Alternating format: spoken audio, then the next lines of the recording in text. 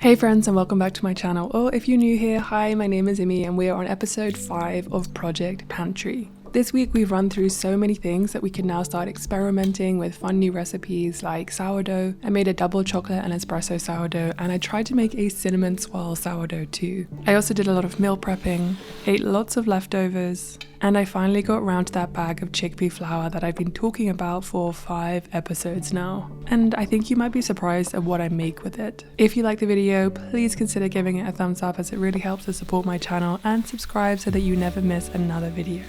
Okay, grab a cup of tea and let's get into it. So we started the week off strong by using what we had in the cupboards, and of course this always means porridge for breakfast. And this was an exciting week because I finally finished a pot of raisins that I had. I can't remember what I bought them for, probably like a carrot cake, baked oats type situation.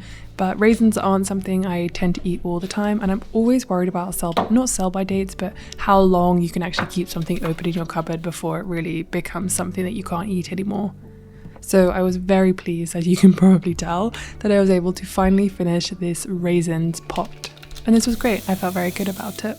Also for dinner, I decided to get some things out of the freezer that we had. So I had some Impossible mince, and I also had a tomato sauce that I had meal prepped in one of my previous videos. I always meal prep something like this in the freezer just to make it so much easier on the days where I really can't be bothered to make anything that's particularly fancy or takes more than a few steps. And that's one of my biggest pieces of advice for people who, feel good about cooking some days, don't have time other days. Just meal prepping a few things specifically for the freezer. So in the morning before you go to work, you can just take it out, leave it on the countertop, or put it in the fridge the night before, so that when you come home it can be a reheating or just a couple of steps kind of job.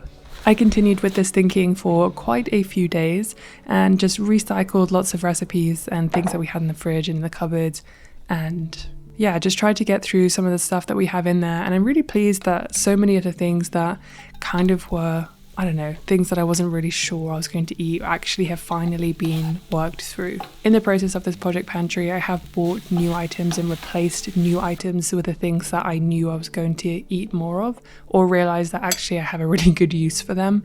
But I've been slowly trying to incorporate those things that have been sitting in the cupboard for a while. And I think that this is a really good, sustainable kind of way of doing it, because then the stuff that needs to get eaten is getting eaten, but then also I'm still enjoying some new recipes and still trying to work through and experiment with fun new recipes as well. It just keeps it a little bit more interesting. After the first few days of filming, I actually got food poisoning, and I really can't think what I got it from. Maybe a bagel from the farmer's market, or maybe some lettuce. Honestly, I'm not sure. So that kind of threw me off for a few days, and I wasn't really able to eat very many interesting things. I mostly ate rice, to be honest. But after that, my husband's mum came to stay and we meal prepped a tofu tikka masala, the first actually of this new sort of cold season. We haven't made this recipe for quite a few months, and it was really nice to revisit an old recipe that it's just a fan favorite. It's just one we love to make all the time. And if you've never made it, it's on the Rainbow Plant Life website, the tofu tikka masala. Highly recommend. It's quite the labor of love, but it's so worth it. A few weeks ago I mentioned I was going to get some blood tests done through Function, who are kindly sponsoring this portion of today's video. They're testing for over 100 biomarkers. I'm particularly interested in my fertility and female health to see how my hormones are doing, what my biological age is, what deficiencies I might have in terms of nutrients, and just generally to get a good idea of how healthy I currently am. I'm just about to leave to go and get my blood test done. I've just finished drinking my 1 litre of water that you need to drink before you go. I'm very grateful that I'm good with needles and do not mind at all. But yeah, I think they're going to take 10 vials today, and then I will go back in, I think, just under a week to go and do my second test. And then we should get all the results. So it's really close by. There are loads of places that you can go. And yeah, let's just go and get this done. I got back from my appointment and had a shower. So now I'm ready to have some breakfast, because you have to fast for 8 hours before you do your test. So I made sure to do it early in the morning just to make it easier. But I am very hungry now. I'm going to have some porridge. We don't have any apples or bananas, which is a shame. But we have some frozen berries that I'm going to put in there, and yeah, just all the usual things to use up the stuff that's in the pantry. So that's my first blood test done. I have one more that has to be not on my period, so the first one had to be on day 2, 3 or 4, and now I have to wait till next week for my next one, because you want to not be on your period, because a lot of the testing is to do with my hormones, and obviously that's going to be changing depending on the time of the month. So after that, I then have to wait for my results, and yeah, I'll get a better insight into if there are any deficiencies I have, how my female health is in terms of fertility, and just, you know, all the other things that they test for. So I'll be very interested, and luckily their platform is really easy to use, and it breaks down everything that they've tested for, and you can see that what's processing, awaiting response, things like that. And so I'll be able to get really good, timely information about the results of all my blood tests. Okay, let's make some breakfast. I've already received quite a few of my results, which is very exciting, and it's very good to see that a lot of them are in range. But I just have a couple more weeks to wait until I get all of my results, but also most importantly, I get my clinician's notes as well. And they'll go through everything that I need to know about what things mean, and if I need to supplement, any food changes I need to make, and just kind of where to go from here. If you're interested in checking out Function for yourself, you can get a $100 credit for first-time members. Just check out the link in the description below and follow along so you can see my full results in a couple of weeks' time.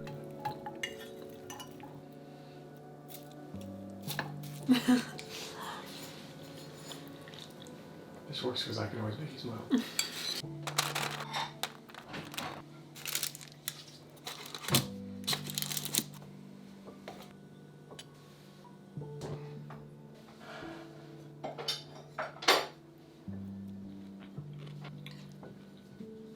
After my little bout of food poisoning, I was ready to try some more exciting recipes. So this morning I decided to make a double chocolate espresso sourdough, and then I also made a plain white one that I was going to roll cinnamon and brown sugar up in once I've shaped it. I always like experimenting with sourdough now that I feel like I've got a really good sturdy recipe that I can pretty much rely on, and my sourdough starter has definitely become a little less fickle and a little bit more reliable, but that's mainly because I don't ignore it anymore and I actually give it the care that it needs. I'm never really sure how things are going to turn out, so I always make a smaller loaf when I'm experimenting with flavours.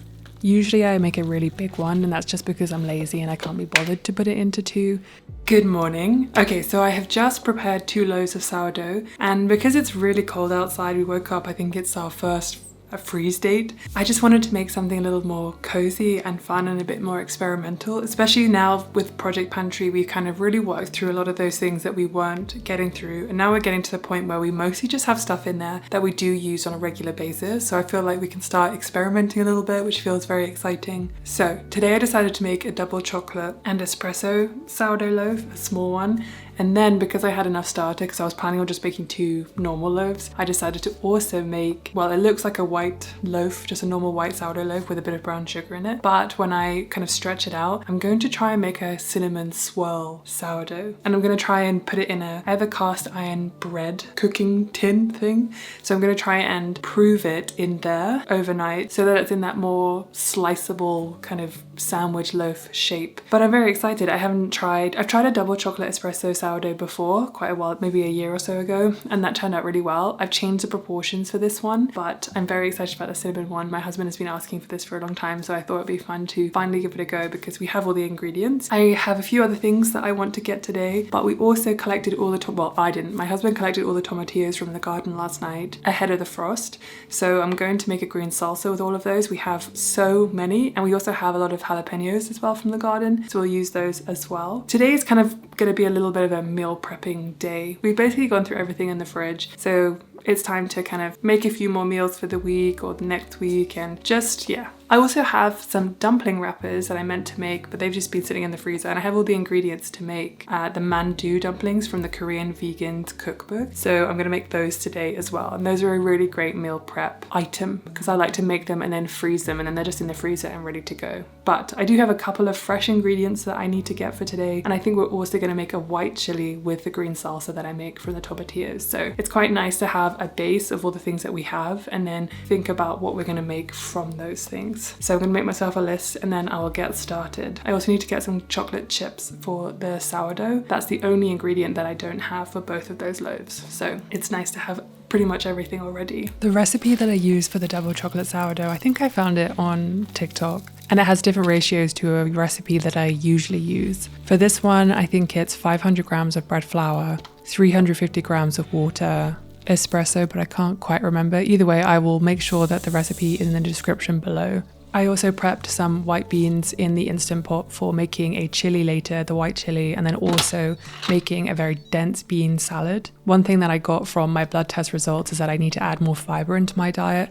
So I found dense bean recipes online, so I thought I would just make one of those for later. And then I wanted to use up the rest of the Vital Wheat gluten that I had, so I made Sarah's Vegan Kitchen deli meat slices again. I really like this recipe. It goes so well in sandwiches. Honestly, when I'm just bored and I'm cooking and I'm waiting for food or I want a snack, I will just eat some of these slices because they're high in protein, they taste pretty good, and it's an easy, I like convenient foods, and just having some convenient foods that are better for me in the cupboard or the fridge rather is just really, really helpful. I no longer really follow a recipe for the tomatillo green salsa. I basically just put all the tomatillos that I have in a pot, maybe half an onion if I don't have that many, and then I put all the jalapenos that I had just because I had quite a few little ones. The ones that I grow are definitely much smaller than the ones that we buy in the supermarket, but I just cover these with olive oil and some salt, and then I bake them in the oven at 425 with a lid on for about 35 minutes. So for the green salsa, I usually put some fresh coriander and then put it in a food processor just to kind of blitz it up a little bit, to blitz up those chunks of onion and jalapeno. But because this is going to go in, most of this I think is going to go in the white chili, I can't be bothered to do that. So I'm really just going to use a hand blender, one of these, and I'm just going to blend it up just a little bit because I can't be bothered to use the food processor again. I washed it earlier after making the deli meat. And I'm not going to put any fresh coriander in because, again, I'm probably going to just put some straight into the white chili itself. Honestly, this doesn't even really need much. Just the taste of those fresh tomatillos, especially from the garden, they just taste so, so, so good.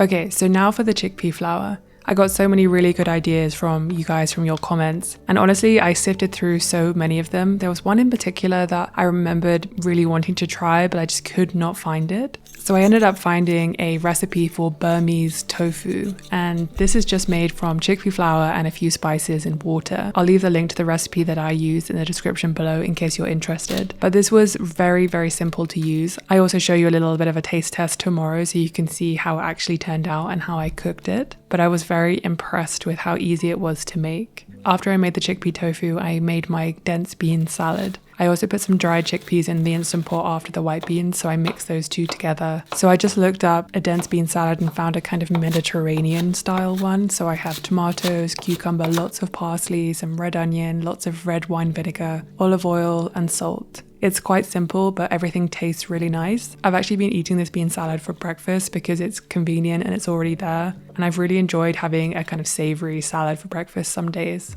On my results, it said that I needed to eat some more fiber. And I saw that dense bean salads were very trendy right now. So it just gave me a really good idea to make this, add some more fiber, add some more vegetables. And honestly, I really like bean salads. I'm just a bit lazy when it comes to actually meal prepping one of them because it just takes a bunch of chopping, even though it doesn't take very long. I think that whole salad maybe took me 10 minutes to make. And also if you use dried beans and you cook them, especially in like an Instant Pot, they just taste so much better, especially if you add a bit of salt and some bay leaves. Yeah, and it's cheaper to do dried beans as well. Very pleased to have this meal prepped. I'm gonna be eating this every day now for the next however many days.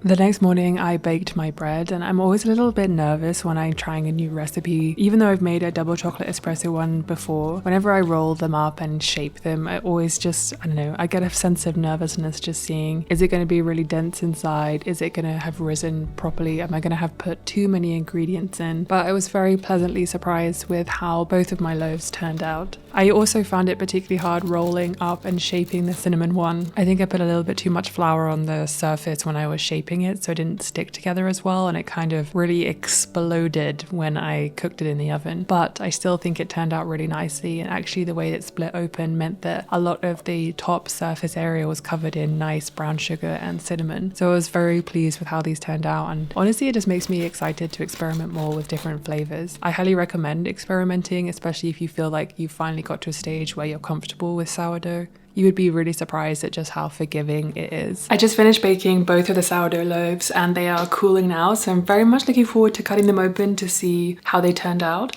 I always find when I put quite a lot of different ingredients in and change the ratios of things that it never quite rises as much, but that's fine. They still look really good. But I'm always interested to see what the crumb or the inside looks like in case it's a bit stodgy. Or I also haven't cooked a small loaf in quite a while, so I couldn't really remember the times for the temperatures with and without the lid on. So I kind of guessed. So hopefully they turn out well. But whilst those are cooling, I'm gonna get started with the dumplings with the mandu. I ran out of time yesterday, so I'm gonna make the dumplings and then I'm gonna make the white chili. I also wanted to show you how the chickpea tofu set, so I can show you what that looks like. And we're gonna fry up just a little bit and give it a good taste test. I did try some when it was, I guess, set but raw. Or you know, not cooked into something, and it tasted really good. So I'll be interested to see what it tastes like once I fry it up a bit. I was just wondering what kind of recipes I could use it in, but it looks like you can literally just sub it for any soy tofu, so in stir fries or in curries or things like that. And the texture is really nice. I was worried it might be a bit rubbery for some reason, but it's just not at all. So let's chop some of that up, give it a stir fry and give it a taste test. Okay, we're just gonna try it plain first. That's really nice. I was surprised at how crispy you could get the edges. And also a big difference that will make to the taste of it is if you put more seasonings or you put vegetable broth in the mixture when you're actually making the tofu in the first place. It is quite soft, so you probably have to be a little bit more delicate with it than you probably would with tofu. But even without any sauce on this, it's really, really good. And it's also just a really good source of protein if you don't want to have so much tofu, soy tofu, and you don't want to and you've already eaten beans or whatever. It's just a really easy way to add in some extra protein if you want to. I had a little taste test with my cinnamon swirl bread and I was very pleased with actually how it turned out. After this, I decided to get cracking on the dumplings because they always take me quite a while. The ingredients are really simple, and again, this is from the Korean vegan's cookbook and it's called mandu. I think she actually has a YouTube video on how to make these as well, but if you ever want to try out a cookbook, you can always borrow them from the library first. Her recipe book, however, has been one that I've really enjoyed investing in, and I've made so many of her recipes. I actually have her new cookbook, and I was thinking of doing a whole video just dedicated to trying out recipes in it. So if that sounds like something that you think would be interesting, then please do let me know. I want to experiment with more content and different ideas, so if there are any videos that you're ever interested in, please do let me know. I put on a film and spent probably about 45 minutes. And then I always like to put them in the freezer on a tray just so that I can freeze them separately so they don't stick together, and then I just put them in a small bag afterwards. The evening I spent climbing, and then we came back and I made the white chili for dinner. This is definitely a very, very different taste from a normal chili. It's much lighter, but I really enjoyed this recipe. We got it from a website, something like Midwestern something. I'll link it in the description below. So if you're ever interested in trying a white chili, then this was a really good recipe. I think in a normal white chili it might have cream, but this recipe used coconut milk and I thought it really worked. Anyway, that's it for today and for this episode of Project Pantry. If you've missed the last few episodes, please go and check them out. And I hope you enjoyed this video. Again, if you liked it, please give me a thumbs up and subscribe only if you want to see another video. Okay, thank you so much for watching and I'll see you very, very soon. Okay.